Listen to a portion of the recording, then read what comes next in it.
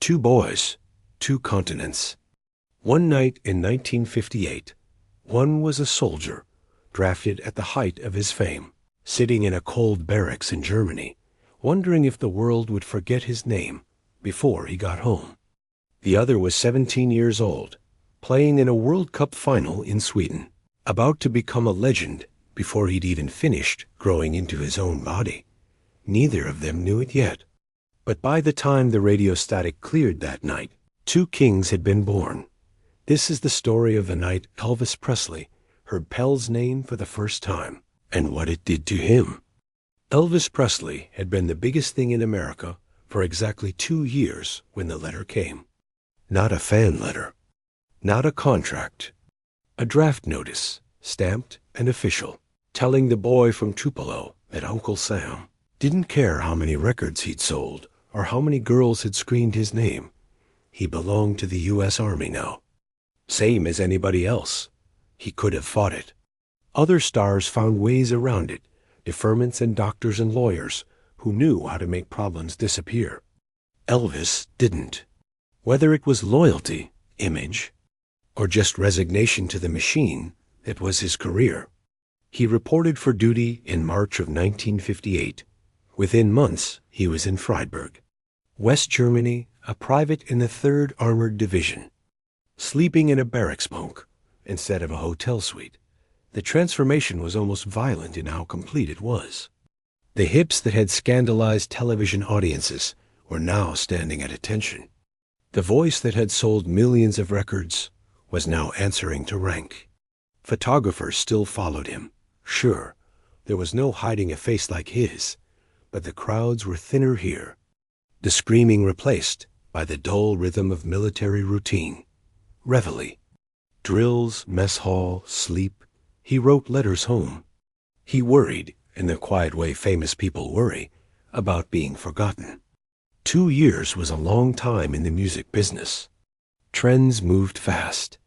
He'd seen it happen to others. Chart toppers 1 year, footnotes the next.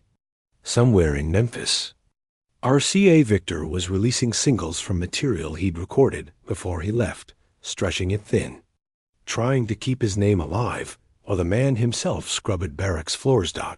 It was a strange kind of exile. Not punishment, not really, but a stepping away from the machine of Stardom at the exact moment it was running hottest. He was, for the first time since 1954, just a guy.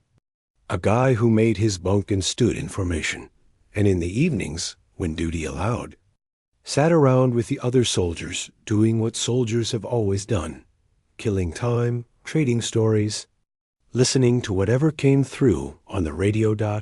It was on one of those evenings that Corporal Manfred Weiss, a German liaison who'd taken a liking to the famous private, more out of curiosity than reverence, knocked on the barracks door with a transistor radio tucked inside his coat like contraband. "Tonight," Manfred said, "you're going to understand why the whole world stops for this."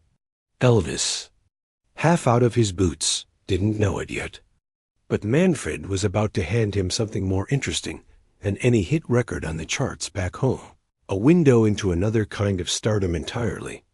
Being born in real time, 400 miles away in Stockholm, what was it like for Elvis, the biggest star in America, to suddenly become just another face in formation? Drop a comment. Could you handle that kind of fall from the spotlight? The static cleared slowly, the way it always does on cheap transistor radios, hissing and crackling until a voice finally cut through, fast, urgent, unmistakably electric even in a language Elvis didn't speak. "It's the final," Manfred explained, settling onto the end of the bunk. "Brazil against Sweden. Right now." In Stockholm, Elvis had never cared much for soccer. Where he came from, football meant something different. Pads, helmets, men crashing into each other on a gridiron. This was foreign in every sense. A sport of open space and constant motion. No stoppages, no timeouts, just 90 minutes of pure, uninterrupted tension. But he understood performance.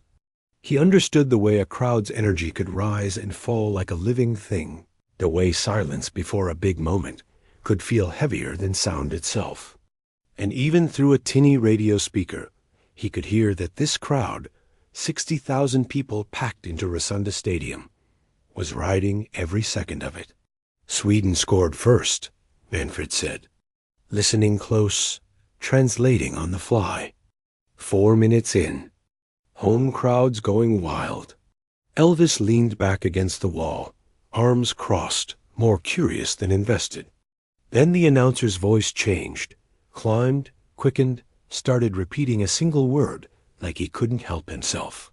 "Bava," Manfred said. Brazil just equalized. Then a second goal. Same guy. The barracks door was cracked open, letting in the cool German night air, and a couple other soldiers had wandered over, drawn by the radio's noise. Nobody in that room fully understood the broadcast, but everybody understood the tone of it. Something big was unfolding, and none of them wanted to miss a dot. Then came the name that would echo for decades. Pelé, Manfred said, sitting up straighter. 17 years old. He just scored. Elvis raised an eyebrow. 17? 17, Manfred confirmed, grinning. Youngest man ever to play in a World Cup final. And he just put Brazil ahead. There was something about that number, 17, that caught in Elvis's chest. He wasn't much older than that himself when he first walked into Sun's studio in Memphis, nervous and unknown, cutting a record almost on a dare. He remembered what it felt like to be that young and that hungry, before the fame, before the uniform, before any of it. Kid's got nerve, Elvis murmured, more to himself than anyone else. The announcer's voice surged again minutes later. Another goal, another eruption of noise through the static. Manfred didn't even need to translate. Everyone in that room could hear it in the shape of the sound. Something historic was happening, and it was happening to a teenager who, 12 months earlier, had probably been just another kid playing barefoot on the streets of Bauru. Elvis sat quiet for a long moment, listening to a roar that belonged to a stadium he'd never see, in a game he barely understood, for a player he'd never watched play a single minute. And still, something about it reached him. Have you ever felt connected to a total stranger's success? Someone in a completely different world from yours? Tell us about it below.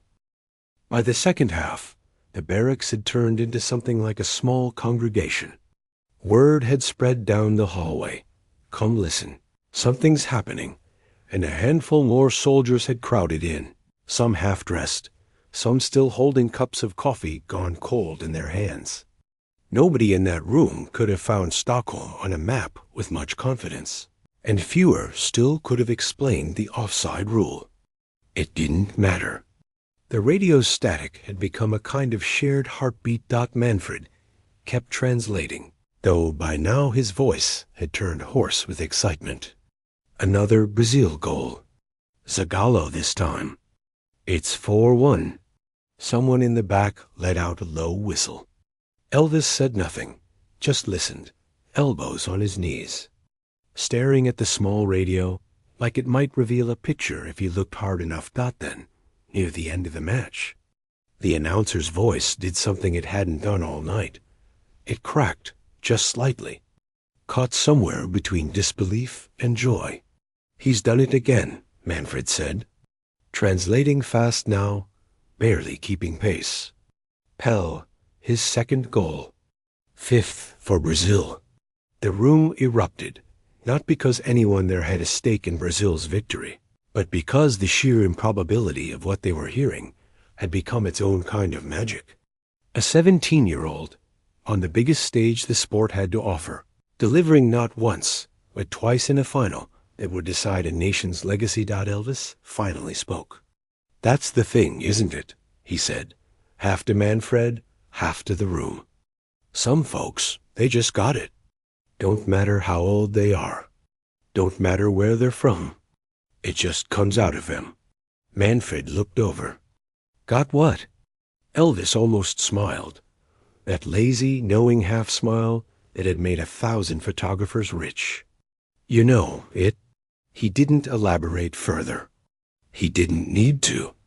Every person who has ever felt the strange electricity of watching someone extraordinarily young do something extraordinarily well knows exactly what he meant. The match ended 5-2. Brazil victorious, and even through the static, the room could hear the eruption of the crowd in Stockholm, thousands of miles away, celebrating a World Cup win with a teenager at its heart. Manfred later said the broadcast described Pelé breaking down in tears on a teammate's shoulder, completely overwhelmed by what he'd just done. A boy who, by all rights, should still have been too young to carry that kind of weight. Carrying it anyway. Elvis sat with that image for a long while after the radio clicked off and the barracks slowly emptied back into the quiet of the German night. He thought about Memphis. He thought about Sun Studio and Colonel Parker and the screening girls and the letters piling up on his nightstand that he still hadn't answered.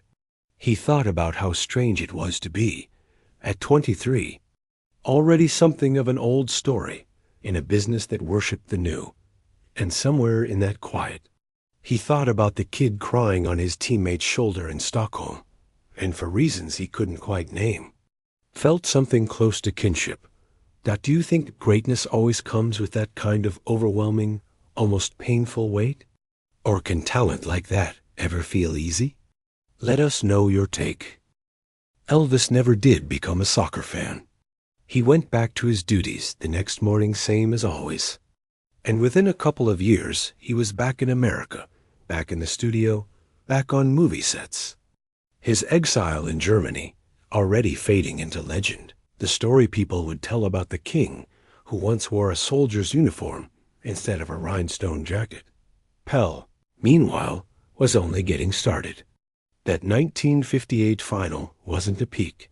It was an opening chapter. He would go on to win 2 more World Cups, redefine what was possible on a football pitch, and become, in his own right, a kind of royalty that transcended sport entirely. Brazilians would call him O Rei, the king, a title that, coincidentally or not, echoed all the way back to a barracks room in Germany where an American soldier had once murmured, almost prophetically, about a kid who just had it.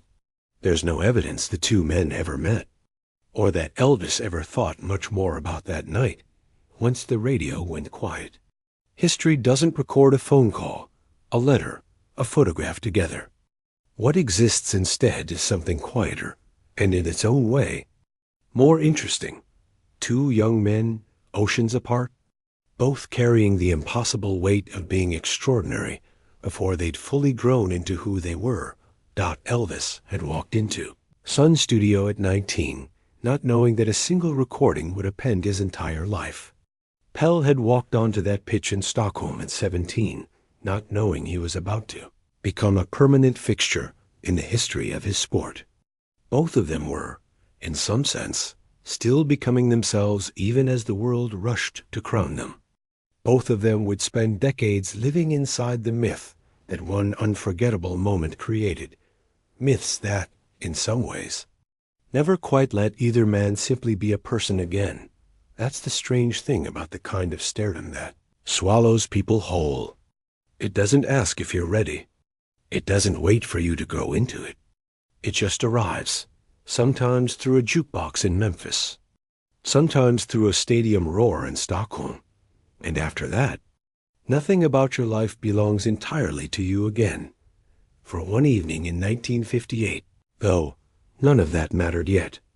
There was just a private in a German barracks, leaning toward a crackling radio, listening to the sound of another young man's whole life changing in real time and recognizing, in that static, something of his own.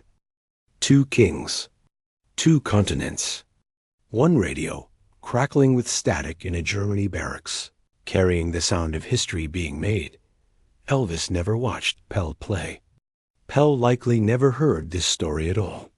But somewhere in the overlap of their 2 rises, one behind a microphone, one on a football pitch. There's a reminder that greatness rarely announces itself politely.